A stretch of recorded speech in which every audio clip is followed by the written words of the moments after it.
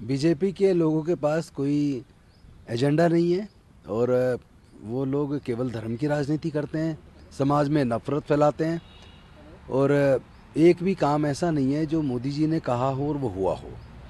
नोटबंदी ने पूरी तरह फेल हुई है और देश को बर्बाद किया, लोगों की जान गई, अर्थव्यवस्था बर्बाद हुई, बेरोज़गारी बढ़ी है। वो 2 करोड़ रोज़गार हर साल देने की बात की थी, उस पर पूरी तरह फेल हो गए, नहीं दे पाए। महंगाई कम करने की बात थी, नहीं कर पाए। एजुकेशन सिस्टम इतना टफ कर दिया, न्यू एजुकेशन पॉलिसी में गरीबों से शिक्षा को छीन लिया, हायर एजुकेशन इतना महंगा कर दिया कि लोग पढ़ ही ना पाए।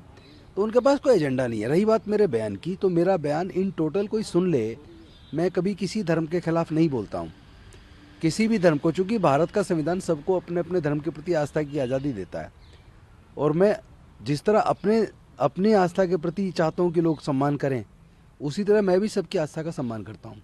लेकिन उस गांव के लोगों ने जो मुझे बताया था कि उनको भी मंदिर में किसी के साथ वहाँ मार पिटाई की गई और फिर जो इस तरह की घटनाएं जो टीवी के माध्यम से, अखबारों के माध्यम से मिलती हैं, जैसे यूपी के प्रतापगढ़ के अंदर एक बच्चे ने, दलित बच्चे ने मूर्ति को छू लिया, जैसे लोग पैर छूते हैं या मूर्ति को छू के ऐसे हाथ लगा लेते हैं।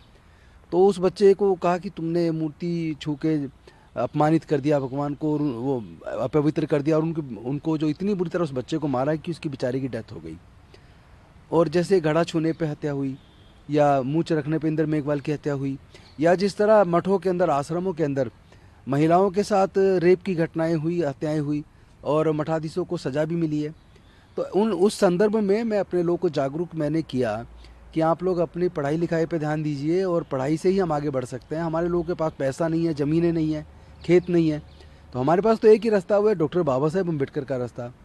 और जो साइंटिफिक टेम्परामेंट जो तथागत बुद्ध ने दिया, जो समता, स्वतंत्रता, बंधुता, न्याय, प्रज्ञाशील, करुणा और मैत्री का मार्ग जो बुद्ध ने दिया, जिसने पूरी दुनिया में भारत को गौरवान्वित किया, तो आप बुद्ध के धम्म के रास्ते पर चलकर अपना कल्याण कर सकते हो। और ऐसी किसी भी जगह आप मत जाओ जहाँ आपकी हत्या हो, आपकी पिटाई की जाए, ठीक है। आपने तो कहा उसमें कि मंदिर न जाओ, उसे लेकर बीजेपी सवाल उठा रही नहीं, है, क्या वो पूरा बयान आप पढ़ लीजिए।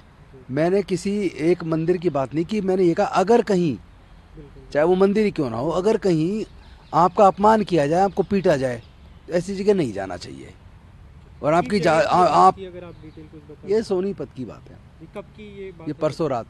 जी जी, उसमें लेकर लेकिन प्रदेश अध्यक्ष नहीं, वीरेंद्र कंवर बीजेपी उन्होंने के जो मांग दिल्ली की। प्रदेश अध्यक्ष सचदेवा जी हैं, वो मानसिक रूप से दिवालिया हो गए हैं, क्योंकि उनके पास कोई बोलने के लिए मुद्दा नहीं है, उनकी पार्टी के पास कोई मुद्दा नहीं है, अपनी सरकारों का कोई एजेंडा नहीं गिनवा सकते वो। तो जो लोग काम की राजनीति नहीं करते, नफरत की खेती करते हैं, नफरत की राजनीति करते हैं, वो लोग ढूंढते रहते हैं कहीं से कुछ भी छोटा मोटा कट पेस्ट करेंगे, छोटा बयान काटेंगे और उसको चला के सोचते हैं उनकी राजनीति चलेगी। ये धर्म की राजनीति जो वो कर रहे हैं वो ठीक है, अभी तक सफल हुए हैं, लेकिन ऐसा नहीं है कि पूरे देश के लोग अंधे हैं और उनके कहने में चलेंगे। तो वो इसे भी, और लेकर दूसरी बात, इस एक धर्म का ठेका बीजेपी की ने ले रखा है क्या? बाकी लोग हैं ना पूरे देश में, वो बीजेपी को फॉलो नहीं करते, सब लोग, सबकी अपनी अपनी आस्थाएं हैं।